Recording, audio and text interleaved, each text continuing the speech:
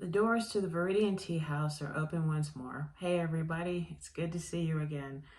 I am working at 85–90% capacity right now.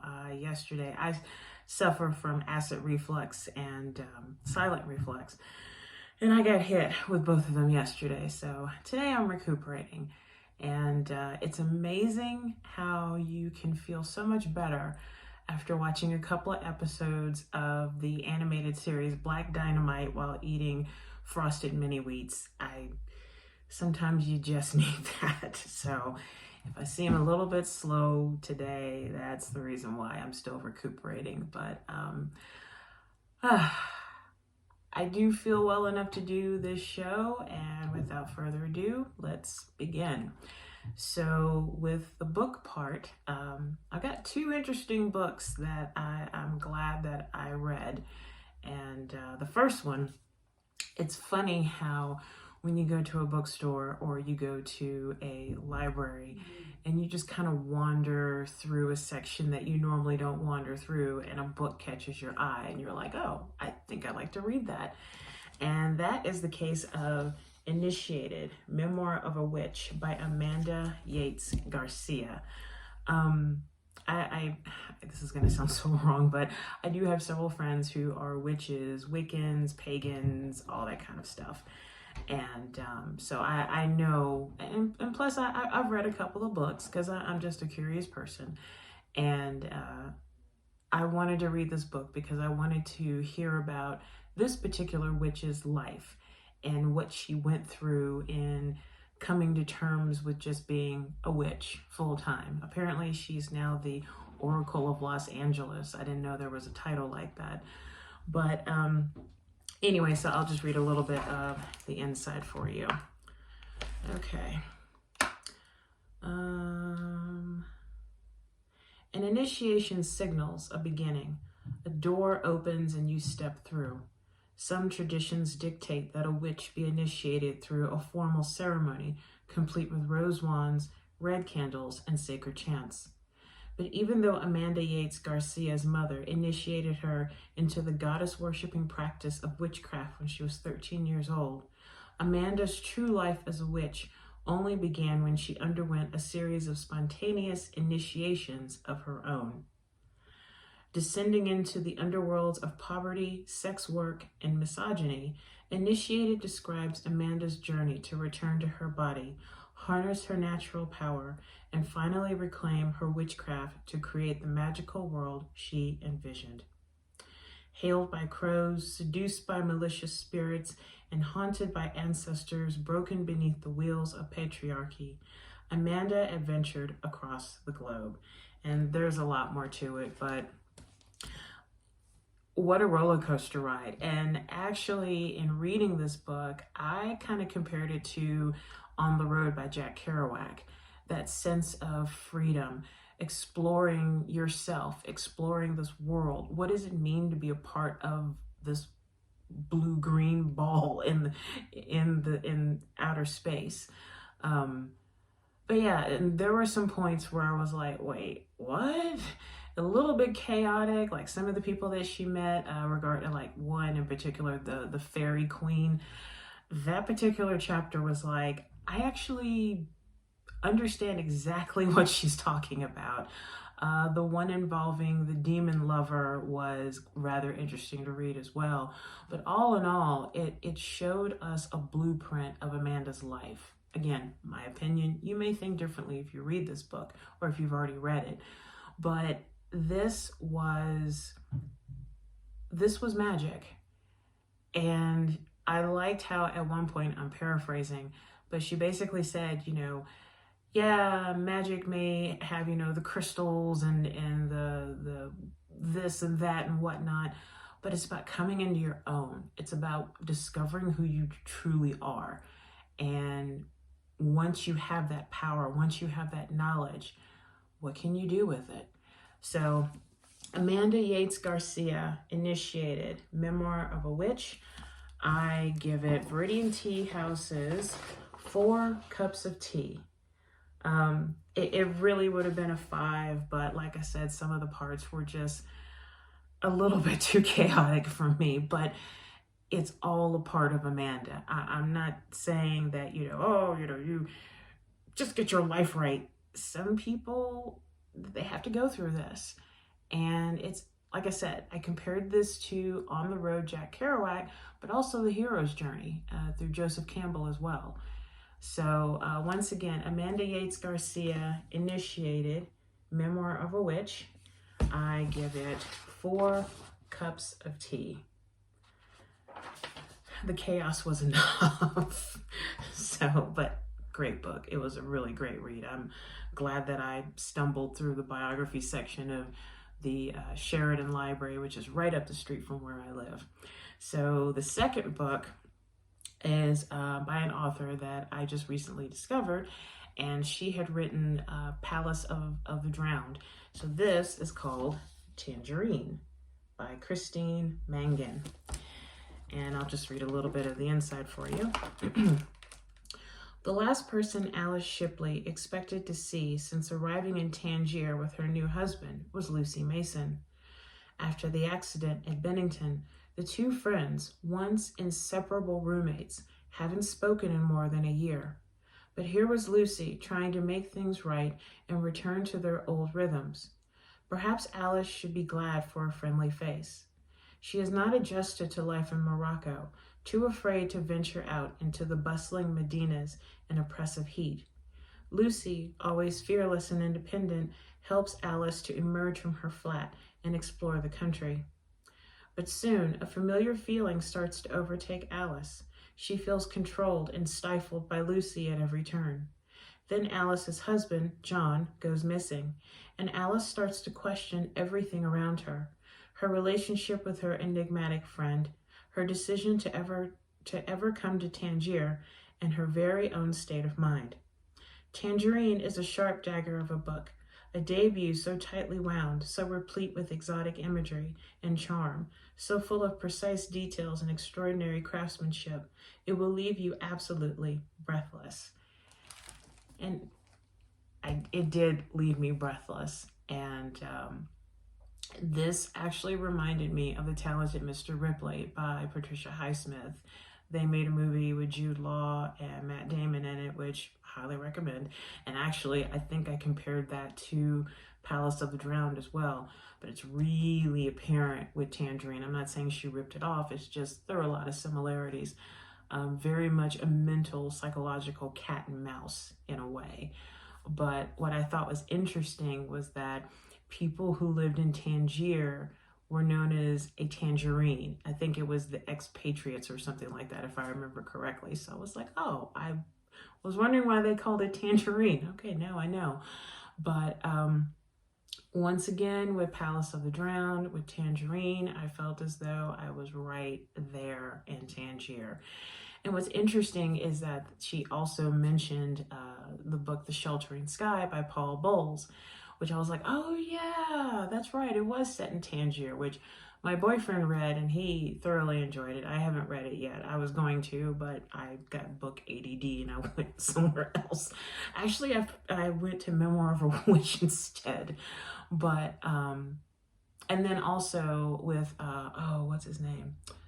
William S. Burroughs with Naked Lunch. Interzone was supposedly Tangier in his time there as well, and dealing with heroin. But I love the characters. I love the cat and mouse. I love the psychological. There are some twists and turns, and the ending was to be expected.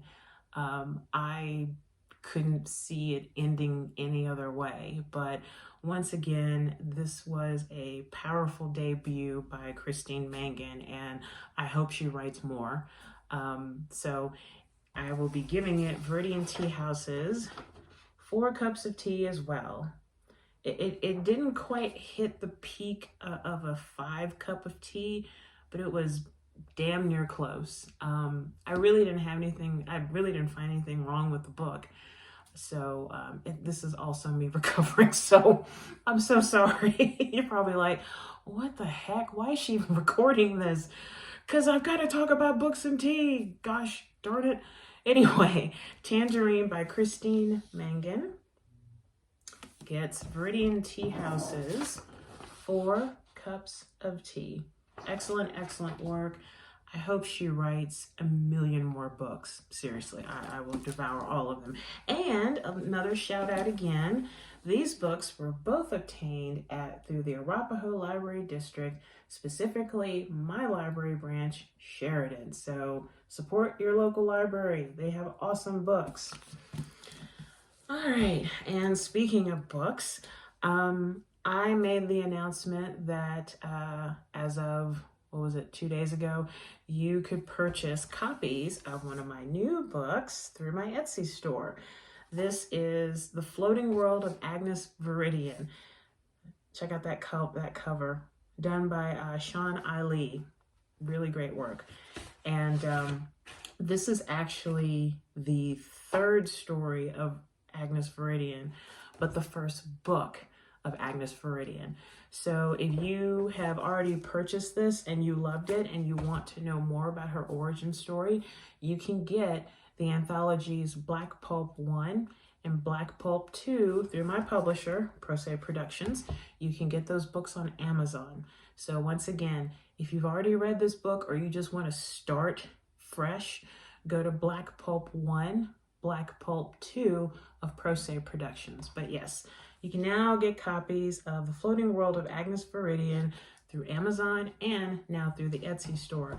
And I also have the tea blend, which is called Agnes Viridian's Fantastic Tea Blend.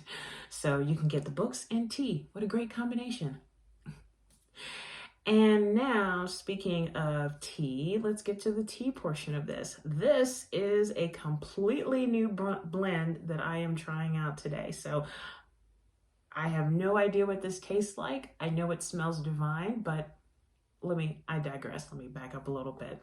So in Golden, which is actually 30 minutes north of where I live, it's also the home of Coors, they have a tea company there, and it is called Old Barrel Tea Company.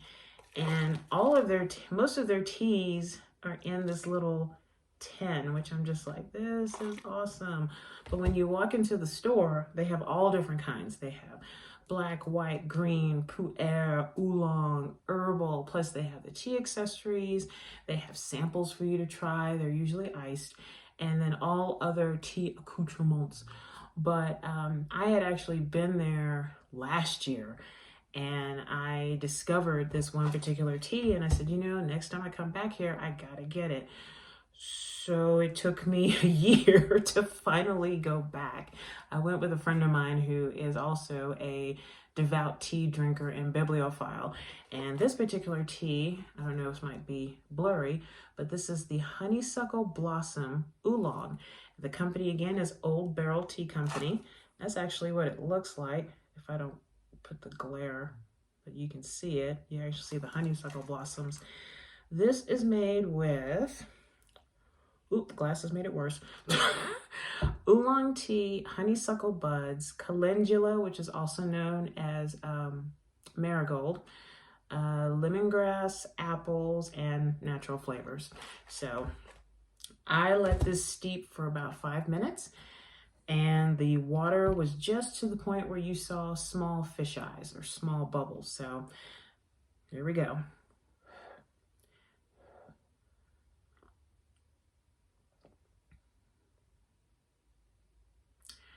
So first taste is sweet, but not a, oh my God, stop with the sugar sweet. This is naturally sweet. And one thing that I've noticed with oolong teas is that, and I don't know if it's just my palate, but they tend to be really sweet for me, especially a milk oolong from Taiwan. If you ever get your hands on a milk oolong from Taiwan, you will not need sugar at all. Trust me on this. This, I don't need any kind of sweetener.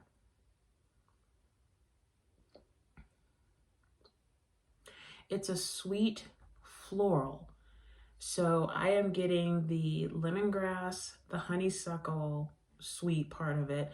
And then I'm also getting, but I'm not getting the citrus. It's just adding to the naturally sweet. But then I'm also getting the sweet of the oolong. But all in all, this is an excellent oolong blend.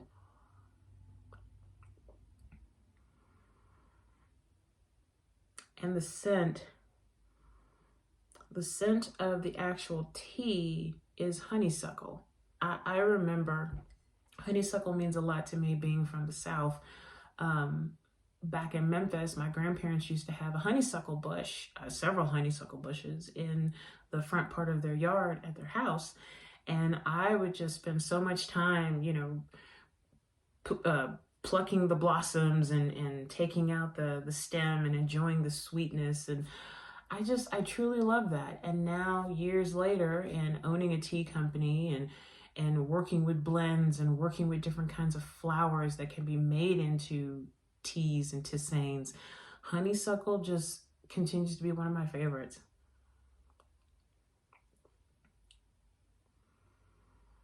Absolutely divine. This is an excellent oolong. This really is good. Once again, this is Old Barrel Tea Company with their honeysuckle blossom oolong. And they say steep for about 3 to 4 minutes. I let mine steep for 5 minutes, and it did not ruin the tea at all. And let's do this too.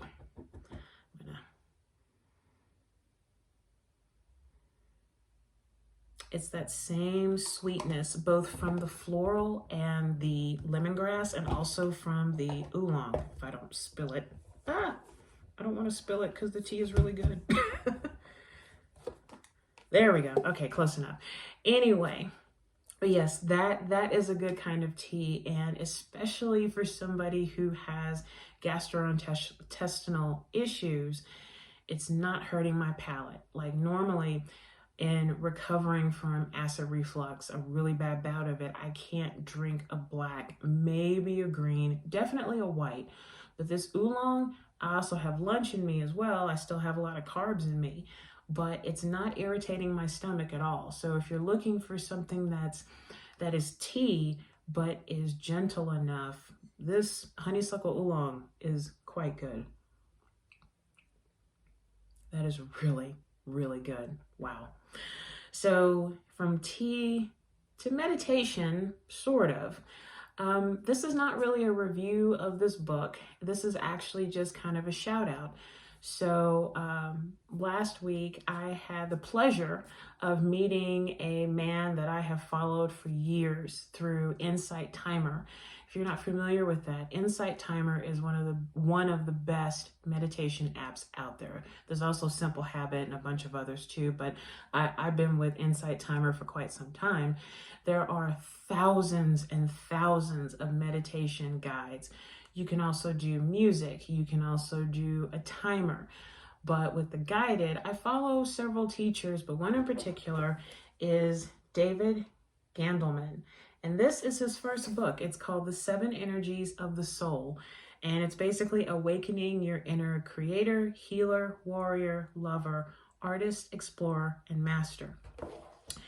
So meeting this gentleman was a treat in itself. He's funny, he's calm, he's goofy, but above everything else, he's the kind of person that you imagine to guide you through a meditation and just remembering to breathe, remembering to focus. And so when he was signing my book, I was telling him about how I own a tea company and how I do tea meditations. And he's like, wow, I've never even heard of that. What do you do? And I said, well, I just take 3 sips of tea, in which every sip I focus on something, or I just really slow down and enjoy the tea. So for David, if you happen to be watching this video, this is my tea meditation. So get yourself a cup of tea. Doesn't matter if it's herbal, black, doesn't matter. Just get some of your favorite tea and prepare it the way that you normally prepare it. And just set the mug in front of you. I don't know if you can see, but this is one of my favorite mugs. It's called People Person, and it's all these different kinds of people on it. I saw this and I was like, yeah, I kind of like that. So tea, as I've said before, is an art form. It really is. Yes, there are going to be times when you don't have the time to slow down and you're throwing your tea together and you're getting your water and you're spilling it on yourself and you're like, oh my gosh, why me? But if you can, make your tea in one of your favorite mugs and just sit it in front of you. Take the mug with both hands. Take one deep sip.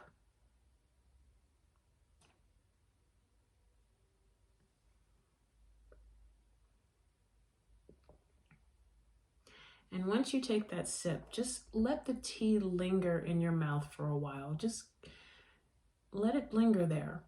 Enjoy the different tastes, the different flavors, the different layers. Sometimes if you let it linger in your mouth, you can actually taste the different layers. They will reveal themselves to you. And then when you swallow, just go slow and feel the tea warming your throat, just going all the way down. So let that be your first sip. Take a deep breath and exhale out. Take your mug in both your hands, and now time for the second sip.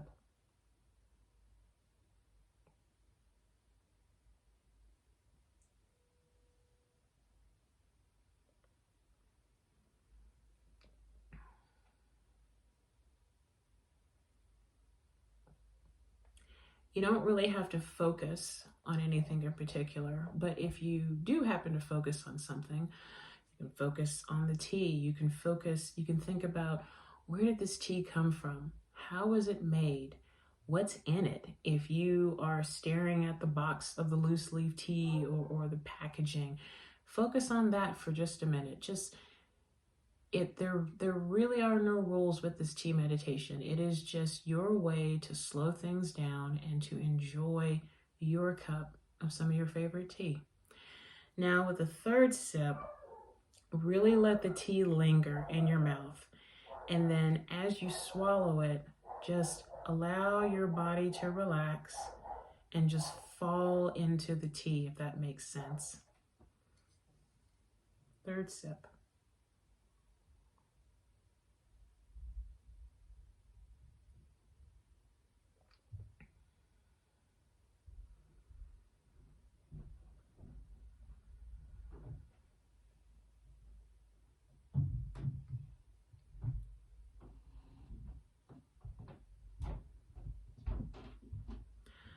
I don't know how I started doing the 3 sips of tea, but it just seems to work for me. I do make a lot of tea when I'm at work, and I make a lot of tea when I'm at home. And sometimes, like I said, I do rush, I really do. But with these videos of Viridian Tea House, I always try to do a meditation at the end. Doing a nice, simple tea meditation, 3 sips to connect you on a deeper level with your tea. I'm feeling a little bit better already.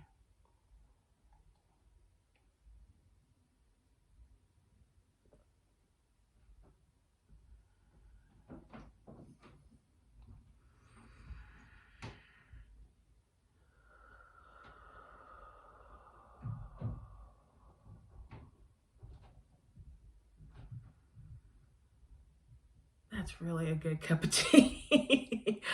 I will put their website on this particular YouTube video. So if you were in, I hope they ship. Like I said, they're in Golden, Colorado, and I can easily drive up there and get it. But if you don't live in Colorado, hopefully they have a website and you can order this. But this is the Honeysuckle Blossom Oolong from Old Barrel Tea Company. And if any of you guys from the company are watching, damn good cup of tea. Thank you so much. So time to wrap this up. I don't know if I made any sense whatsoever, but just to say another thank you again to Amanda Yates Garcia of Initiated Memoir of a Witch. Also Tangerine by Christine Mangan. Both of them get 4 cups of tea from the Viridian Tea House. Also, you can get copies of The Floating World of Agnes Viridian through my Etsy store, and also the tea blend as well. And a big thanks to the 7 Energies of the Soul, David Gandelman. Thank you so much. So, oh, and also Old Barrel Tea Company as well. So until next time, I tell you, thank you so much for watching my videos. Go out there and be wonderful. Just don't get acid reflux because it's horrible. Raise your teacup high. Take care of yourself and each other. Until next time, bye.